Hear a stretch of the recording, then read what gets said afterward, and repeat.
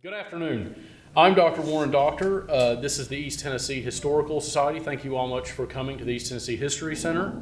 So I'd just like to welcome you all here. The first thing, or maybe I guess the second thing I have to do, is apologize to the jackhammering that you're hearing. I think we're being attacked maybe. I don't really know. They're actually working on the sidewalk to lift it up because there's been a subsidence. So anyway, I would just like to welcome you all here and tell you about some of our upcoming programs that we have. On December 2nd, we're having little history lessons. It's based around cooking.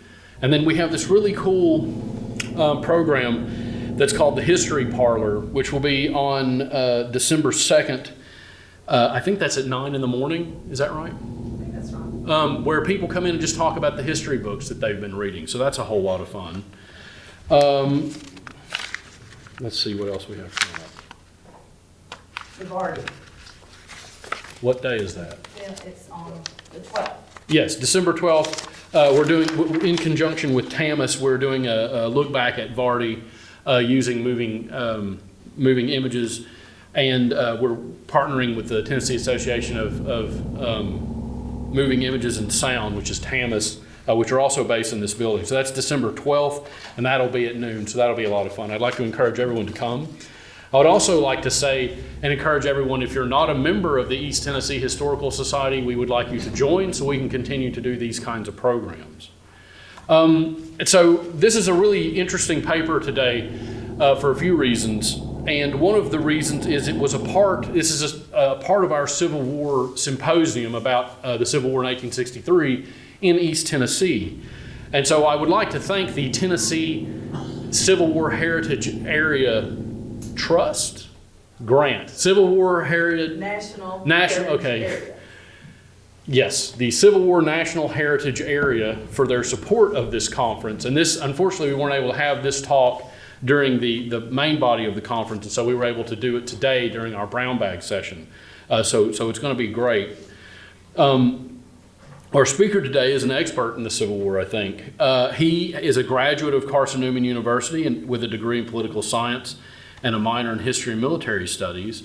He was also the president of Phi Theta Alpha History Honor Society, which I think I was drummed out of in about 2004.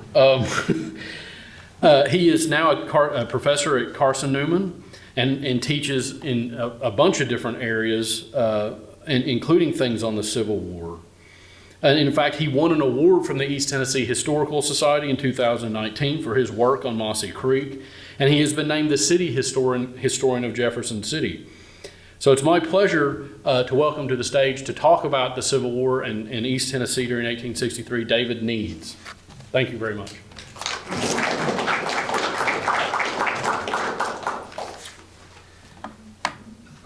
Well, as he said, my name is David Needs. I'm a professor at Carson-Newman.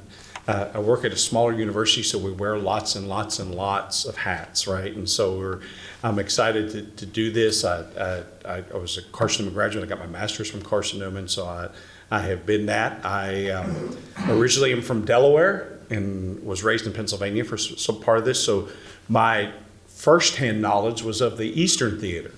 And as I began researching and looking at some things, the Western Theater really came into focus and really loved the stories. So being a historian first and then a writer second, I love the stories that we learn from the Civil War more so than what am I going to publish or what's going to be in my next book or those kinds of things. So I try and do that. And so when I teach history, one of the things I want to teach in history is a sense of empathy.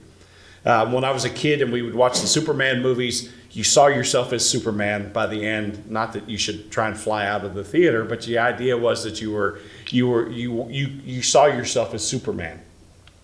And so through learning more about the Civil War, my hope is that I'm able to tell the stories in a sense that we can see ourselves there because the stories are personal. That we all have been cold in our life. We all have been hungry in our life. We all have had fear. We all have been happy at different points. And so what I want to be able to do in telling this story and looking at this story is be able to relate to the people that we're learning about. And so most of my stories aren't of the generals that we can't relate to because they live in such a way, but the captains, the lieutenants, the sergeants, the everyday soldier. I'm a veteran myself and was a former captain in the field artillery. And so just to be able to tell those stories in that way. And so we're going to talk a little bit today because of the terrain in East Tennessee, because of a lot of other reasons.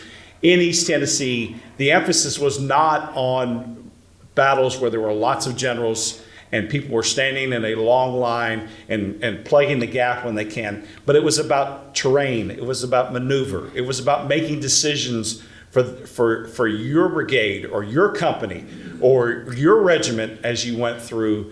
And so we want to look at some of those stories and be able to tell where those are. The guy that we have here is somebody I didn't know a lot about until I started researching, and is somebody that I have really liked, and we'll get into it later, but that's William Jackson Palmer. And if you've ever been to Colorado Springs, thank that guy, because he's the guy that founded it, right? So we're going to tell the story of the normal soldier, and then we're going to look at it through the prism of the Battle of Mossy Creek and show how this is much more typical of what went on in East Tennessee during the Civil War. So let's take a look here. One of my favorite quotes, people ask me all the time, well, you're a Civil War historian. Does that mean that you're for this side or that side? I said, look, I'm just trying to tell the story. And I love the quote from Oliver Wendell Holmes that basically, and you can read it, I'm not going to sit here and read all of it, but basically said that the people that fought for the North had strong convictions. The people that fought for the South had strong convictions. And they had a respect for each other because of those convictions. Even though they didn't agree with them, they had a respect for the conviction that a soldier would go and lay his life on the line. And so it was worth remembering because of that conviction, right? And so Holmes makes it pretty clear that what side he's on. But it's a great quote that I love to tell that story. And so here's John Lutz. And so John Lutz is somebody that most people wouldn't know about.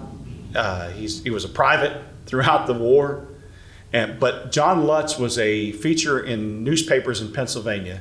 Every year that it was his birthday, they would list the engagements that he was part of, and he was part of the 9th Pennsylvania Cavalry Union and fought. And so if you see all the different engagements that he's at, even probably the most ardent of Civil War historian would probably not recognize all of those engagements that he fought in. And to him, they were important, right? They were no less consequential than and he fought at Chickamauga, and he fought outside of Atlanta, and he fought at some of these other places. But these small engagements were where they were tested. They were tested.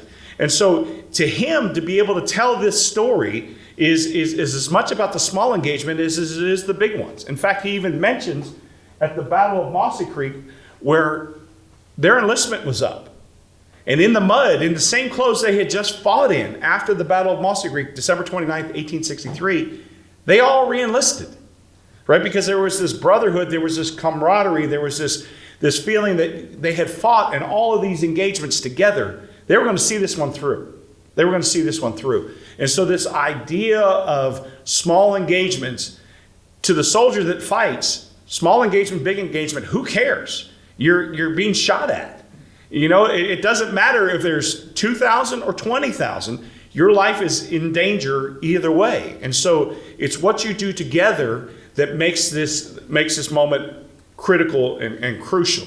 And so as you look at this, you know, we have the map of East Tennessee that everybody knows so well, where the railroads are and where everything is. And so this is part of that, and the railroad will play a prominent part in the Battle of Mossy Creek, or the lack of railroad will play a prominent part. But you have this railroad that goes from East Tennessee, from Knoxville to Chattanooga and up into upper East Tennessee, and actually splits at a place near Rogersville,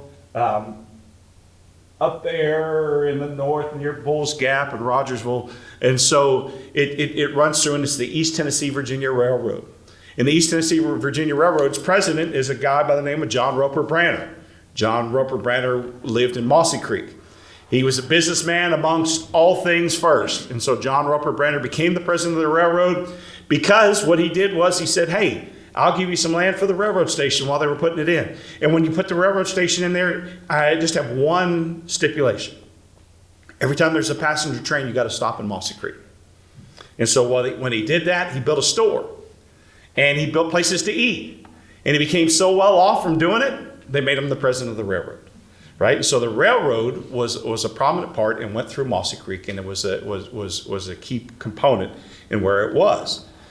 So, because of that, when Sanders' raid came through in 1863, in June of 1863, one of the key elements or areas they went from basically Loudon to Mossy Creek was they chewed up the railroad and the railroad bridges between there so that the Confederacy could never move into Chattanooga and supply itself from Virginia. And so by doing this and destroying the railroad and the railroad bridges, he inadvertently or intentionally, he wouldn't know history, he wouldn't know yet, but that he affected how Longstreet, who had not a falling out with Lee, but was ready to have a little change of scenery for a little bit and went to the Western Theater. Longstreet had to follow all these obscure railroad routes because he couldn't go through East Tennessee because the railroad had been destroyed. So as Longstreet has to go through that way, it kind of times out right, and he gets to Chickamauga right at the right time and is able to affect the Battle of Chickamauga, but he can't go through Knoxville.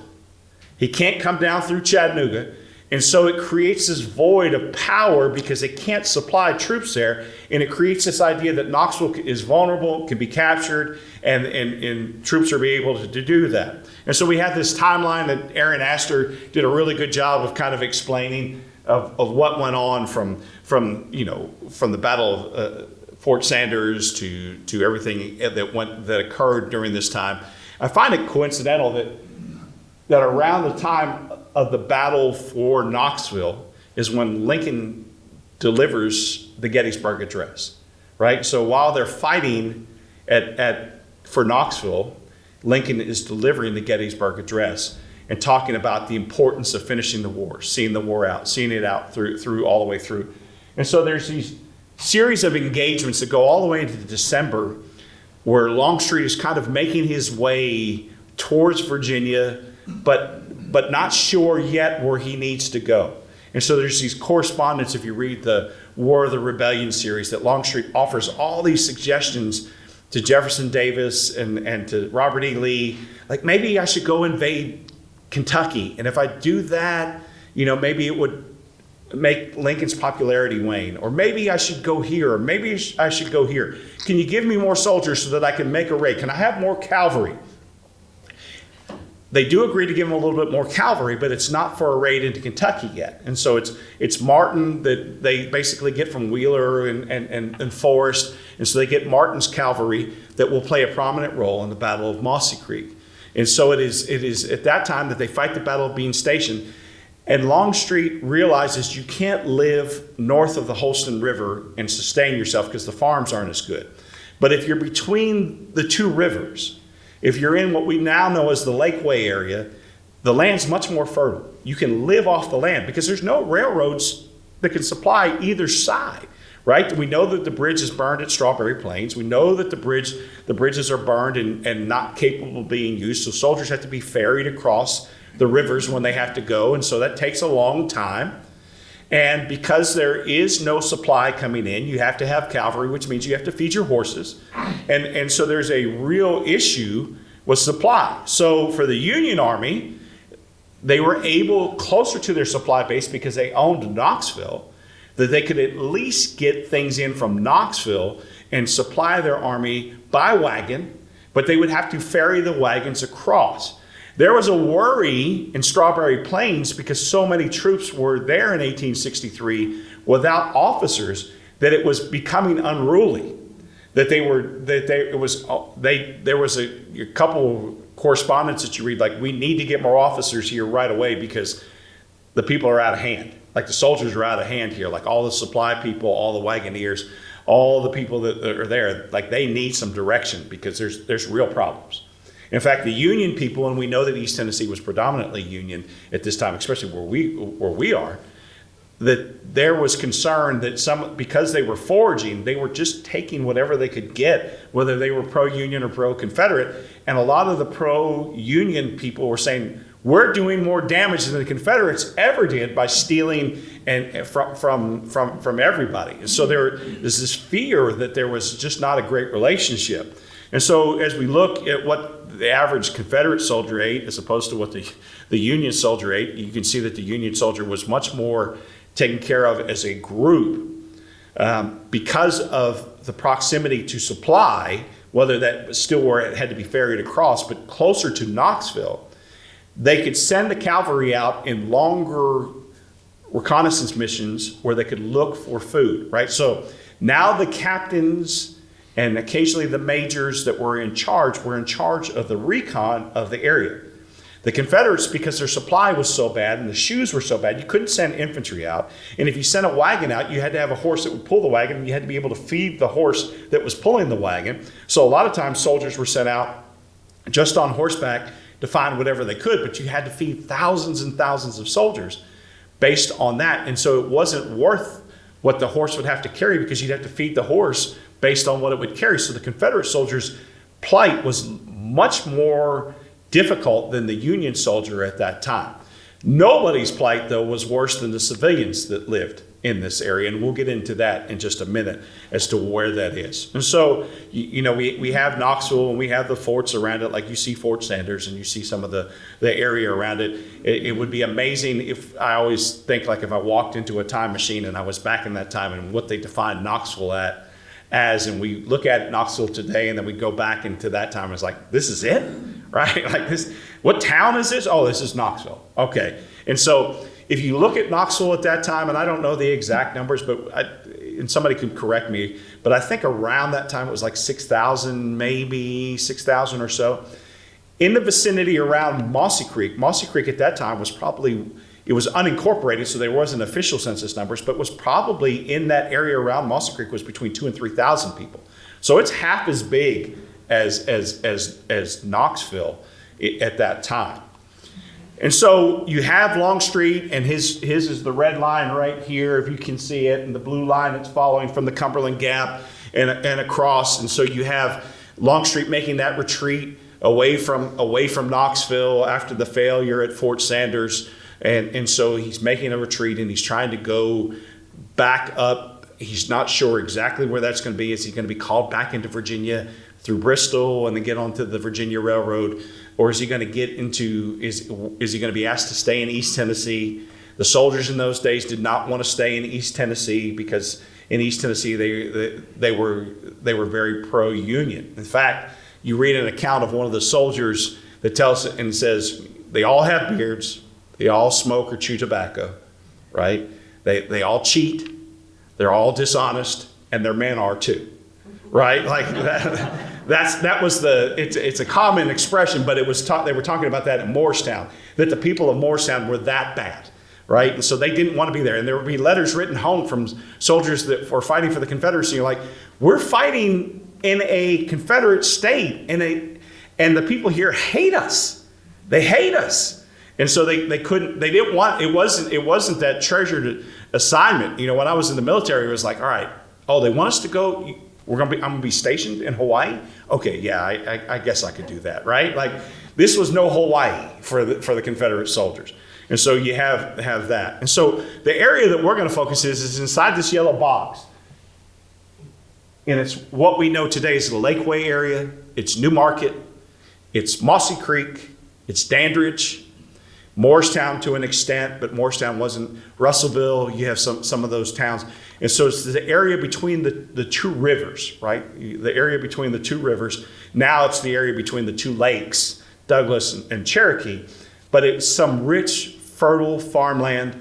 The farms here are known. Back in those days, we know there were peach trees that would survive and thrive in East Tennessee because of the climate.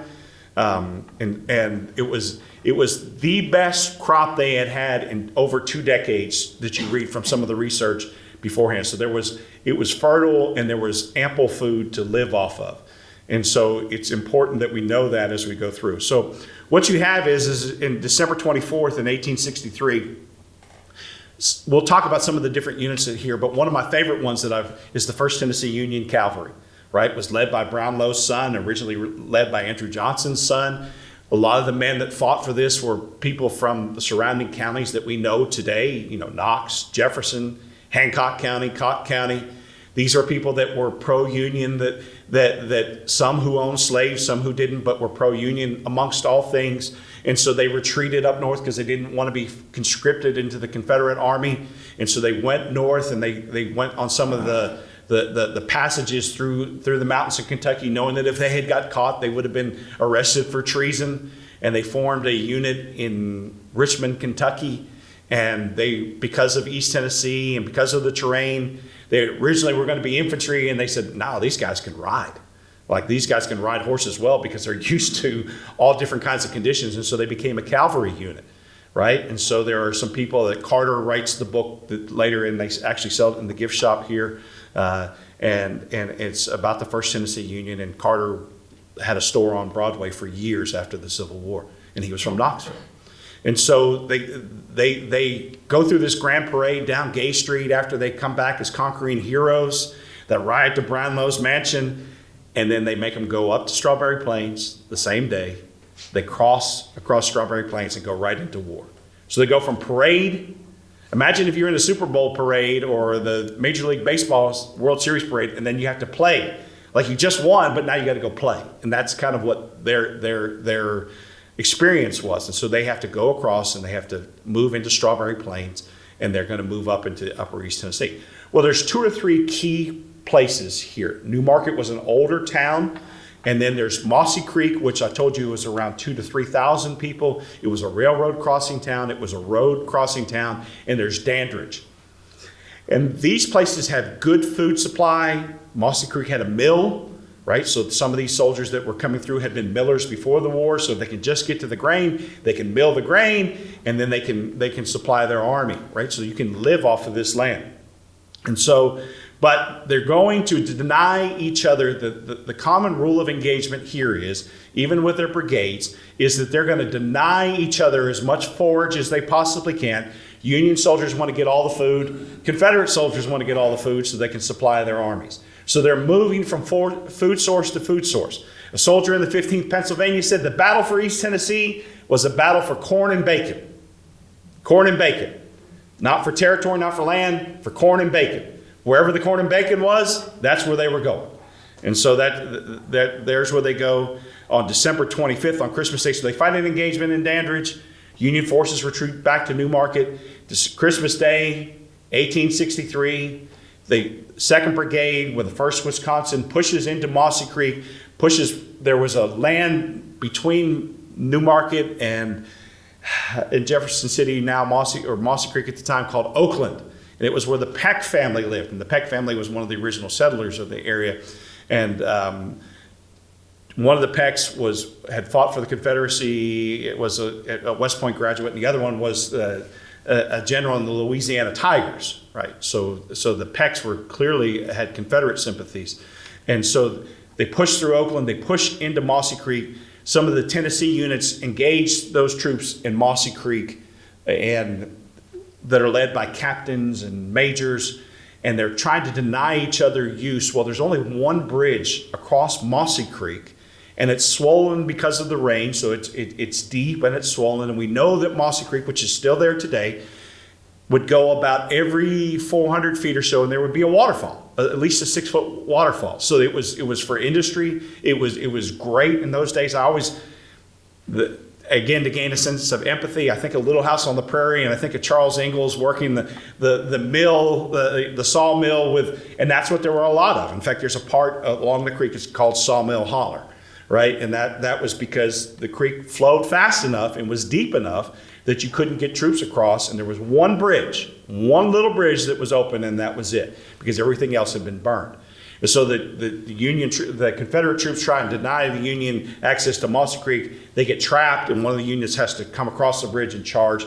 They get the Confederate soldiers from Tennessee get back across the bridge, and they move back to Talbot Station, which is Talbot. If you live in that area, it's Talbot Station. So the line is set after the Battle of Mossy Creek at around Talbot, which is kind of a halfway point between today Jefferson City and Morristown. So by the end of the day, there's your line, and troops stand, face each other, and for the next 2 or 3 days, they're going to probe each other's lines and find out who's there and what's there.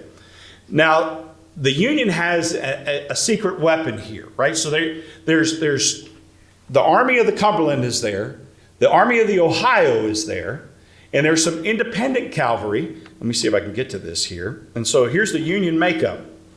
So you basically have, in this situation, you have Samuel Sturgis, who's in charge of the cavalry, who is really kind of the field commander here, but you have Foster in charge. And so Foster is the one who replaces Burnside. Burnside, this is one of those ones that you love to tell, you'd love to be in a book, but it's okay to tell. Burnside asks Lincoln to relieve him after the battle for Knoxville because Burnside claimed that he had chronic diarrhea since the Mexican War and he needed to go home, right? So I've, as a professor, I've had a lot of students offer me a lot of excuses. Chronic diarrhea was not one of them, right? So, but he offers that. So then Eliot comes in charge. And within a week of being in charge, he's thrown from his horse or kicked in the leg by his horse, and he's got a leg problem, and he's already trying to get out of being the commander. But it can't happen, it doesn't happen before the Battle of Mossy Creek. And so you see that you have the Army of Ohio, you have the Army of the Cumberland, and then you have this secret weapon, and you have independent cavalry with William Jackson Palmer. William Jackson Palmer was, I had mentioned his story a little bit. He is from Delaware originally. He's a Quaker. He moves to Pennsylvania. And while he's in Pennsylvania, he learns how to be a railroad surveyor.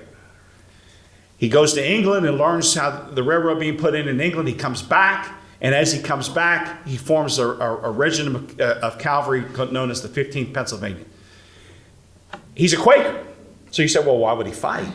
He believed in the cause of abolition greater than he believed in the cause of pacifism. And so what he did was he decided that he would fight and he would do his part. And so I love the story of William Jackson Palmer. You see it, and it's kind of interwoven through that. But you see the Union troops that are there. You have a collection of Union soldiers from all over. But if you notice, you only have two generals here, right? So you have a lot of colonels, you have a lot of captains, you have a lot of majors. In charge of your artillery is a captain, Eli Lilly, right? And so you have a lot of people that are there, but you don't have a lot of people that are in situations like this that are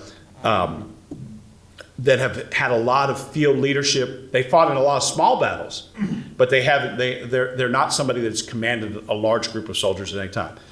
The overall commander of the Confederacy is James Longstreet, right? And so James Longstreet is that Lee basically said his right arm. If you saw the movie Gettysburg, it's Tom Berenger, right? And he plays that character. He is an important part of that. There's talk if he was at and maybe in and possibly even best man in Grant's wedding. Like they were friends before the war, right? They were good friends, and after the war, there's a whole other talk about who he was after the war. But James Longstreet, and he is a very talented and gifted general. And so what happens is that they know that they have to get Mossy Creek back because they're hungry. And so you have Moxley Sorrel, who is his adjutant, and he writes a letter an order to William Martin and tells him basically, you got to go to Mossy Creek and you got to get Mossy Creek back, right? And so this is setting it up on December 28th. We're not going to spend a lot of time on generals, but I do love this story about Martin. Martin, after the war, is living in Mississippi or Louisiana. He has an infection in his toe. He calls for the doctor to come treat his toe. The doctor gets to the end of the fence, the picket fence, and Martin takes an axe and chops off the infected toe because the doctor is there. If anything goes wrong, the doctor can deal with it, right? And he chops off his own toe with an axe to deal with the infection, right? So it's a different time, a different people, and a different perspective of medicine, right? And so, but he self-medicated by chopping off his infected toe. Okay, so that just shows you how hard and tough some of these people are. So here's the Confederacy. And if you look at the Confederacy here, it's all over. You have Texas Rangers. You have soldiers from Georgia, from Rome, Georgia, and North Georgia. You have soldiers from Arkansas. You have soldiers from Alabama in quite a number. You have soldiers from Tennessee. that are mostly from kind of around Marshall County in central Tennessee. And so you have soldiers from all over there. On the Confederate side, you see 3, maybe 4 generals total. 3 generals really in the field. Okay, so total Battle of Mossy Creek, 5 generals. Chickamauga, 65 or more, right? So in comparison, what you have is you have a lot of people making decisions in battles like this that aren't as experienced and aren't as experienced with command. One of the generals there is Frank Crawford Armstrong. Grew up as a stepson of an officer in the war. Crawford Armstrong has Frank has the distinction of fighting for both armies during the Civil War. He fought at Manassas, or First Bull Run, for the Union, resigned his commission afterwards, and then fought for the Confederacy. So he fought for both sides. I guess the example in baseball would be you got traded, you played a doubleheader. The first game you played for one team, you got traded to the other team in the middle of the doubleheader, and you played for the other team, right? So he played for both teams. I think he was a captain or a lieutenant at Bull Run, and then he ended up being a general for the Confederacy as they went through. And so let's talk a little bit about the Mossy Creek scenario and how this describes most battles in East Tennessee. That's it today. And you can see if you go through Jefferson City, you see Highway 11E and Old Andrew Johnson Highway. And Old Andrew Johnson Highway in those days wasn't Andrew Johnson Highway because Andrew Johnson wasn't even vice president yet, right? So it's just the old Knoxville to Morristown Road is what they would call it. And it was the Knoxville to Morristown Road, and it kind of follows a similar path, not as Highway 11E, but kind of it goes through and winds through the town of Newmarket, and then through Oakland, and then through Old Jefferson City. And so it's just that old road, and it runs directly into Morristown originally. Some of its current, once you get out of Jefferson County and into Hamlin County, some of its current road is where Highway 11E is now. But this is the battlefield. There's a man by the name of Cleve Smith, and I can't go talk Mossy Creek without mentioning Cleve Smith. Cleve Smith wrote the book, Campaign to Nowhere. He wrote Lily in the Valley. He has since passed, but he wrote this book in the 1990s based on his metal detecting and his research when there was no internet really to research with, and told a very complete story of the Battle of Mossy Creek. So when Cleve was still alive and I was doing some of this research, I was like, Cleve, I'm not interested in retelling the same story you told.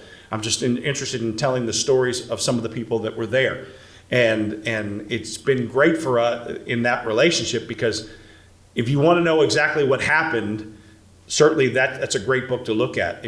And I want to make sure that we understand the stories of some of that have come out since the internet, some of the journals and some of the things, some of the letters that have been written to be able to tell the story. So this is Cleve's design that he hand drew and put in his book, right? The book's upstairs in the McClung collection. You can look at it and see it. But he hand drew all the maps in his book. Okay, so that's his. I teach a class at Carson Newman called The History of Mossy Creek, 1850 to 1900. Mossy Creek became incorporated in 1900, and so became Jefferson City. And so one of my students did that on PowerPoint. Since then, we have done something that is a little bit closer to this that helps tell the story a little bit. And so it's an older style map. It's a little bit of a topography map. It's a blend of the Henry Campbell diaries and some others that were kept from that time. Lisa and I were talking beforehand. One of the great things that I have had an experience with is I talked to Congressman Rowe at that time, and he was able to get me into the Library of Congress and get every map that the Library of Congress had, basically from 1855 to 1865, and make copies of all of them and so we could be able to look at some of those stories and tell them. So, how is it similar? How does it happen?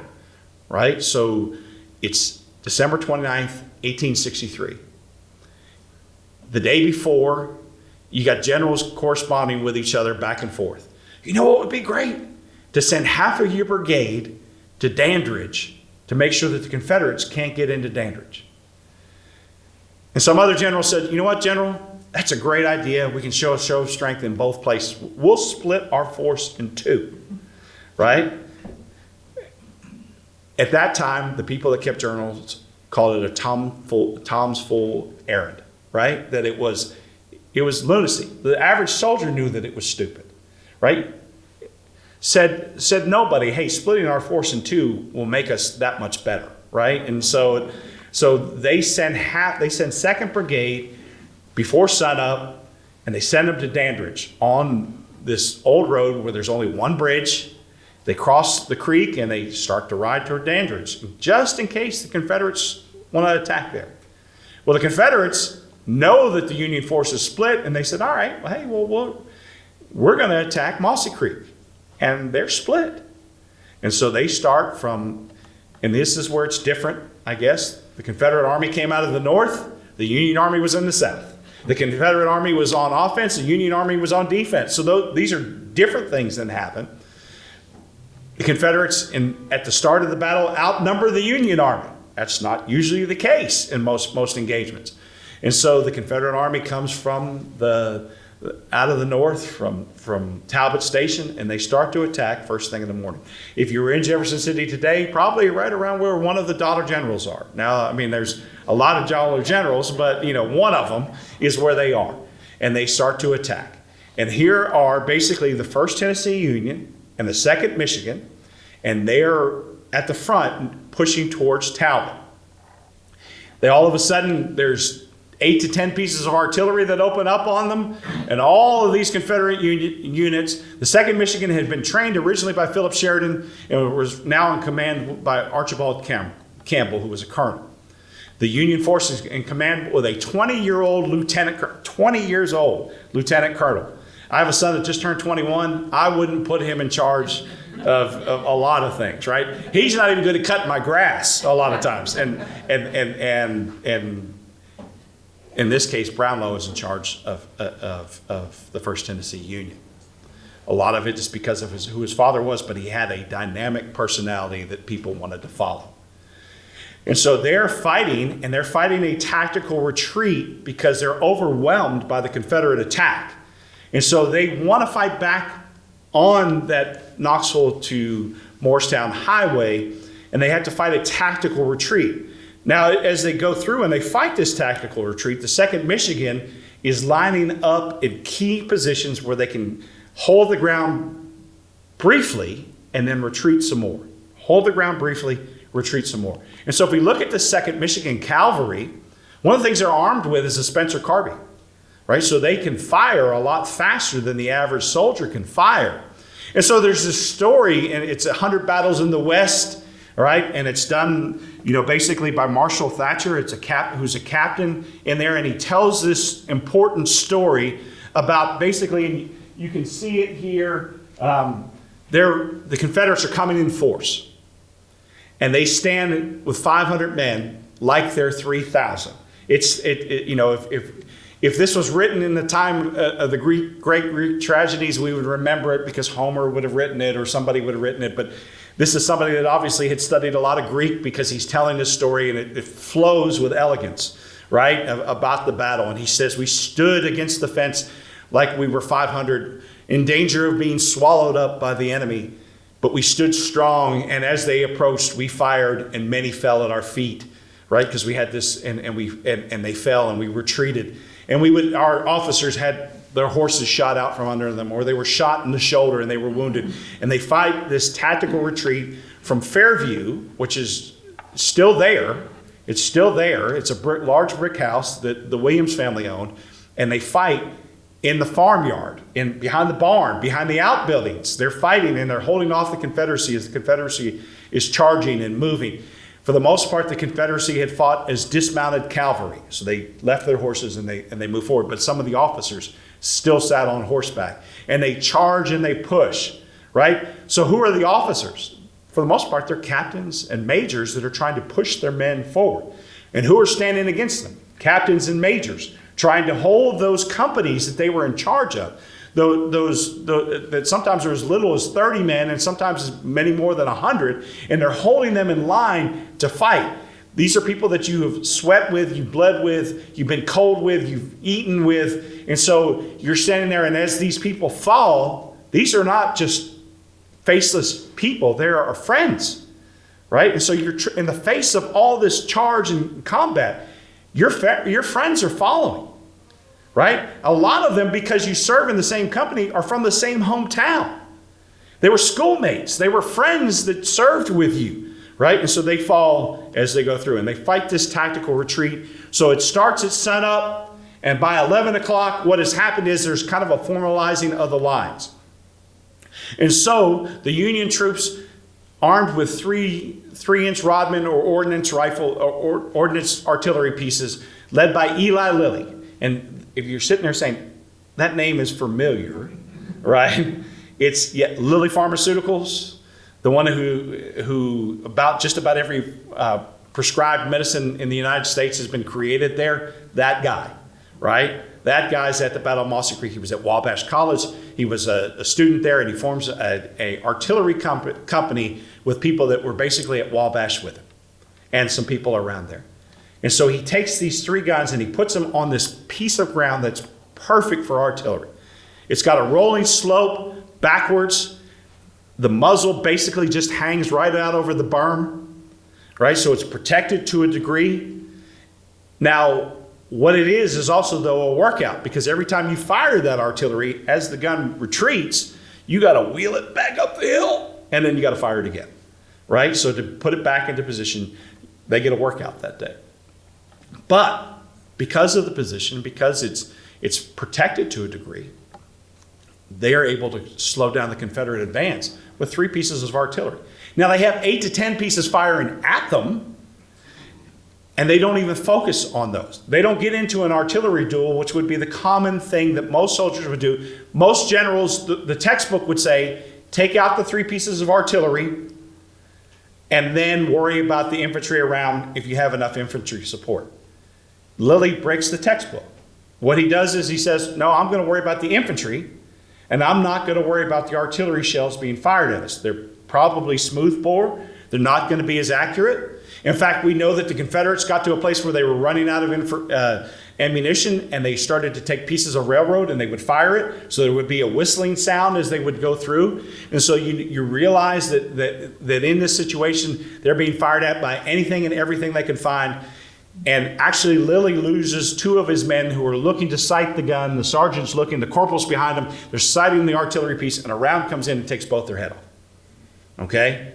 We know that later because the Confederates and the Union talk about that the bodies were left on the field as the guns would later retreat temporarily. And when the Union troops come back, they find that the boots are gone, but the bodies are still there, right? Because soldiers stop to meet their most basic of needs, all right? So what you have is the 1st Tennessee and 2nd Michigan joined by the 9th Pennsylvania that is fighting on basically the line that is the Knoxville to Morristown Highway. You also have a group of soldiers that are fighting right here, the 15th Pennsylvania. William Jackson Palmer, who was this great surveyor, the railroad surveyor, who studied the land, got to a high place before the Battle of Mossy Creek. He sees the Confederates coming. He runs back, and he gets on Chucky Pike, right? It's the bend of the Chucky River Road. We know it today as Chucky Pike. It's right in front of the Walmart, okay? And so he sits there and he says, we got to protect this. And so both units are sitting there and they're protecting, and the Union force is kind of forming a V. Remember, 2nd Brigade is on their way to Dandridge, so Palmer says, all right, we got to send somebody to go get them. There wasn't a general that said, hey, go get them. Palmer, a lieutenant colonel, says, let's go get them, right? So he sends somebody to go get those guys to come back. And you got some units in reserve, but for the most part, the Union forces set up in a line along the woods with artillery in the middle, and then you have Mott's guns, which are smoothbore guns, right? The Elgin Battery from Illinois, and they're sitting there, and they're trying to keep the Confederates from getting online. They're outnumbered, and if you can keep them disorganized long enough, and the reserves will get here, maybe you can hold them off that day. There's nowhere to retreat, because remember we said there's only one bridge on. They're on the other side of the bridge. Right? So you're never going to get everybody back across the bridge to get to that place. And so you got Eli Lilly, who basically, and if you look at this, so I don't turn around and not get on the microphone. This is a quote from from the captain in talking about the 2nd Michigan. Our battery stood while men and horses were mowed down. The commander, Captain Eli Lilly, pale as death, issued orders with the utmost military precision, and stood his ground against more than twice his own number of guns, backed and encouraged by repeated charges of Confederate cavalry. So in the face of death, here's a captain who had been a college student recently that was standing and holding his ground and chose to fight the infantry because it was more of a threat to the people around him than it was the textbook position. And so Eli Lilly stands there, and to some people, this is his crowning moment of the war. He doesn't get any better than this. In fact, he switches to cavalry, and then eventually he gets captured and becomes a prisoner of war. So like for Eli Lilly, this is his all-star moment, right? This is his all-star moment during the war. So at 12 o'clock, the Confederate is still trying to push in the middle, but Lilly's guns are holding, and they said he fired double and triple canister. They were well armed, but they're firing and they're shredding the poor soldiers from Georgia and Arkansas and Texas as they try and come up. So the idea is, amongst the Georgia and Tennessee, is let's see if we can move through a low point and outflank the Union Army. They take the 118th Ohio, an infantry unit that had never been in combat before. Colonel Thomas Young is in charge, and Thomas Young says, all right, well, we'll charge the Confederate position and try and break up the attack. Thomas Young would become the governor of Ohio after Rutherford B. Hayes, and this is his first time in combat. So as they're in combat, he says, we'll charge artillery pieces with no artillery support. Bad idea, right? Bad idea.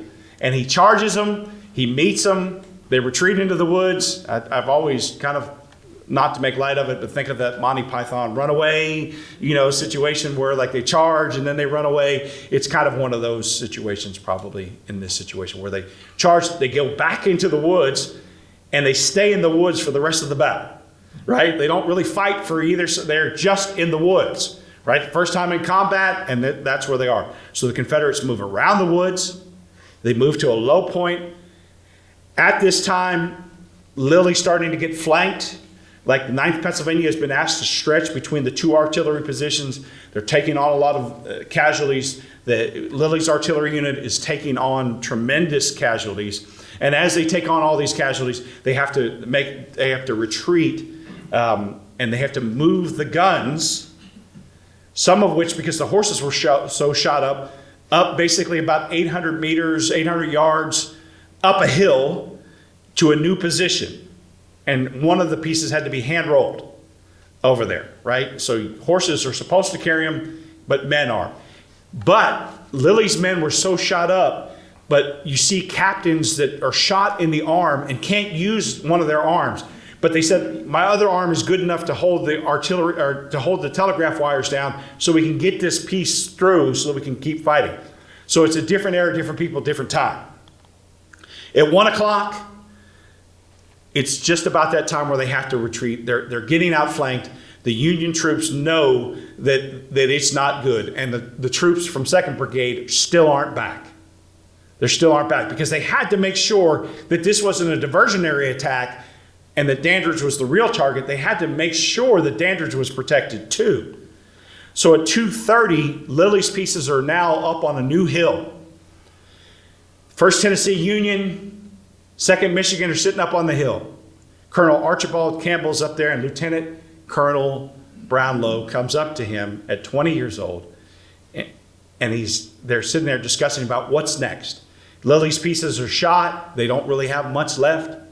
The Confederates are moving around Tennessee and Georgians, and they're about to overwhelm their position. Campbell doesn't know exactly what to do, and then this 20-year-old lieutenant colonel comes up and says, hey, I got an idea. He says, we should charge. We should charge. He said, Campbell looks at him like, what? What are you talking about? And he said, no, we should charge. He said, you don't know what Tennesseans can do when they get riled up. He said, when somebody's sick, you give them medicine. And we're the medicine that we're going to give to our opponents. And so Campbell says, well, look, I'm going to tell you this. I'm not saying you can, and I'm not saying you can't charge. But it's your decision.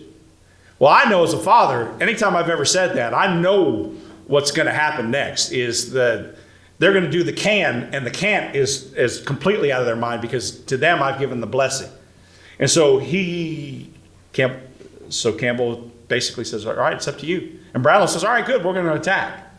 And so they get a guy by the name of Elbert Cannon to lead the attack. And so what you have is, in a situation like this, is you have, was so bad, and 1st Tennessee has to charge. But also, while this is going on the right flank of the Union line, let me go back for a second. On the right flank, they're about to get overwhelmed too by soldiers from Texas and Alabama. And so Palmer, the great surveyor, the great captain, is continually probing into the Confederate line, trying to find a way to turn the flank a little bit. And so they're leading charges, and his adjutant, his lieutenant, Harvey Lingle, gets killed here. So here's William Jackson Palmer, and so he's sitting there on the right flank. The left flank's about to collapse. The right flank's about to collapse. And so if you go to Jefferson City, you go to Mossy Creek, right below Carson Newman's property, you have this little bridge that's left. This is the bridge that was there. This is the only bridge. And Palmer has to protect this bridge and keep it there. Palmer had about 200 men. He had about 200 men. The reason he didn't have more, there were more in the 15th Pennsylvania, but those were the only good ones that had horses good enough after the Battle of Chattanooga to come up because of the starvation and everything else. They only had enough horses for 200 men to come. And so they're there. In this, there's a man by the name of Charles Weller who keeps a diary. I've recently come across. You can't tell anything from what Charles Weller wrote. You can't read it. You have to have, but somebody has transcribed it, and Charles Weller tells about this situation of attacking. In fact, here's his thing that we come through the heavily wooded area and charge, and they lose their first lieutenant, Harvey Lingle. Harvey Lingle looks a little bit like Matthew McConaughey, right? So he leads the charge. He's just been promoted from enlisted man to first lieutenant, and Harvey Lingle is shot through the lungs in leading the attack. He's loved by his men. In fact, afterwards, when they'll go to Chattanooga and recoup before they make the move on Georgia, they name their camp in Chattanooga Camp Lingle, right? Harvey Lingle was buried out in Mossy Creek, and later his body was brought home. Through some of the history projects that me and my students have done, somewhere along the way, they forgot that he was a veteran. And we were able to identify him as a veteran, and then the cemetery that his body was transported to in Pennsylvania now recognizes him as a veteran, and he gets a flag on Memorial Day. So we were able to tell his story. But even in Stoneman's raid later, and this is a map that was done by people in the 15th, they talk about where Lingle's body was buried from the original Battle of Mossy Creek. So he had that much of an impact on where they were. So at 4 o'clock, jump back in, and we only have a few more minutes or a few more moments to kind of go over some of these things. Finally, at 4 o'clock, Palmer leads a successful charge. He's able to turn the Confederate flank. 2nd Brigade comes from, there's a roar across the valley as they see 2nd Brigade coming down from the road from Dandridge. But more importantly, right before that, Captain Elbert Cannon leads a raid of the C Company of the 1st Tennessee Union, and they charge smack into the Confederate lines that are coming towards them. He's on horseback. He's leading the charge. He's from Talbot. His dad was the train station master in Talbot. He's 3 miles from home. He hasn't seen his family the entire Civil War. He has a chance to go home if he just hangs in the back, and that's not what Cannon does. He leads the charge on horseback, knowing that he's probably the first person who's going to get shot. And he does. He gets shot by 2 soldiers from Tennessee in the Confederacy. He's landing there. His horse is shot. He's shot. Here's Cannon right there. That's Elbert Cannon. And it describes his death in the Costner diaries. She tells about that. He's laying on the field. He says, "Do I have a friend near?" The 2 Confederate soldiers that shot him and his horse say, "Yes, we'll help you." He gives them his ring. He takes his ring. He wasn't married, so they think it was a Mason ring. They take the ring back when they retreat later that night, back to the Watkins home. The Watkins family knows whose ring it is. They go get his mother, and she's given a pass through the Confederate lines and is with her son for the last 2 days before he passes away. Right? So it's an incredible story of a captain leading these soldiers through. So by the end of December 29th, what has happened is the lines are back to where they normally were, which is so typical of battles in East Tennessee. We fight a battle, and then we're in the same spot we were before the battle, right? And so that's where they are. That's kind of what happens, and they fight through, and they'll be there for a couple days till the forage runs out. Then the Union Army will move to Dandridge. right? And so they talk about in newspaper articles all over afterwards that East Tennessee is severely punished. There's nothing left. There's nothing left. And so they have to, there's no farm. We have to help the citizens of East Tennessee. But the battle is significant enough that it's mentioned in, here you look at The Guardian in London, it's mentioned in, right? It's mentioned all over the place in articles all over the world. They talk about the Battle of Mossy Creek afterwards. And so afterwards it changes. There's East Tennessee again. Some of the things that we've done, just real brief, we've done a lot of historical photos. My emphasis is more on the public history part of this and telling the story and saving the story. And so we've done historical drone footage. That's Branner Cemetery where Cannon is buried on here. And then right there is one of the positions that Lilly took in field artillery. And so you can tell through that. We've done gravestone restoration with some of our students at Carson Newman as we go through, and that kind of tells the story. And in fact, we've even looked at period piece maps, and this is Henry Campbell's map. We know that different people have fought in the theater there. Grant was in the area just days before and after the battle. There were so many other people that were there to tell the story. Sherman, Sheridan, all the great names in the Civil War were there. The last thing I'll end with here before my conclusion is these soldiers' lives are transformed by this.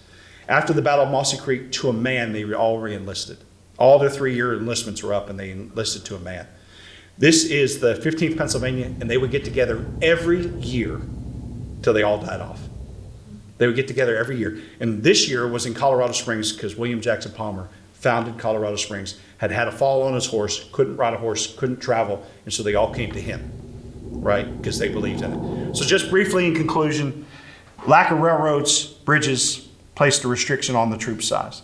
Logistics prevented the massing of large armies. The emphasis on reconnaissance and movement, cavalry was key. Small units could function off the land and large units needed to be resupplied.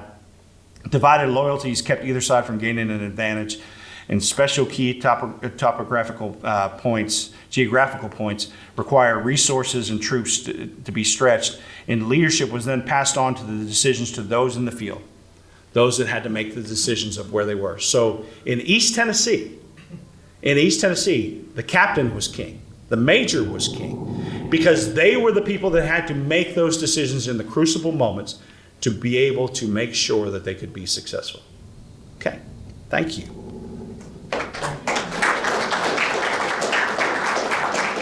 I know I went a long time, but is there any questions I can answer real quick? Yes, sir.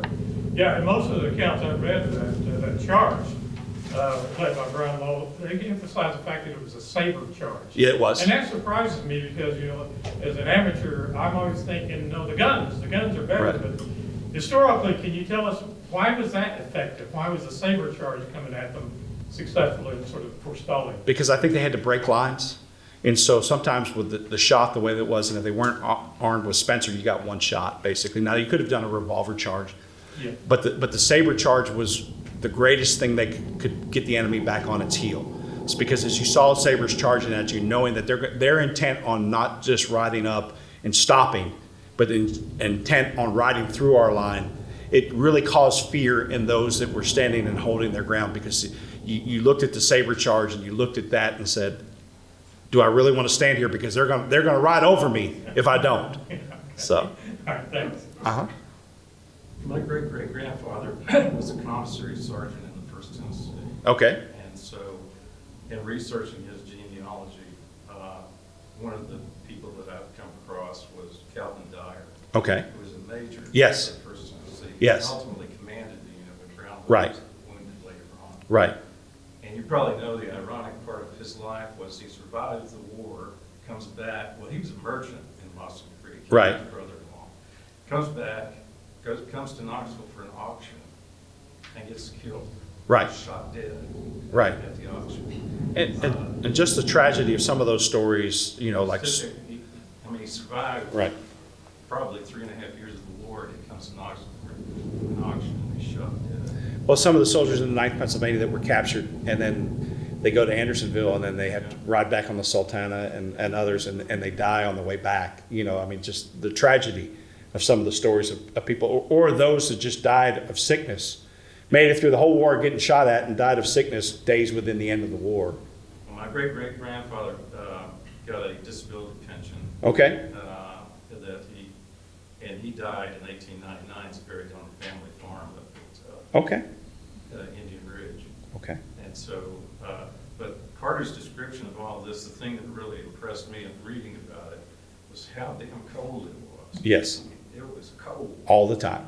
And during this battle, it's amazing that these guys survived. Limited clothing, limited food, limited everything. Oh, yeah, and just the creativity of some of them. It talks about Brownlow when they were outside of Georgia, and they have to conduct a raid, and the soldiers strip naked and swim across naked and capture 2 Confederates and bring them back across the river naked, right? So just, I mean, yeah, 20, 21-year-old, that's something that they probably would think of more so. Any other questions? Well, thank you for the opportunity, and thank you for that. And if you're ever in Jefferson City, certainly feel free to reach out, and would love to help you in any way. Thank you. Appreciate it.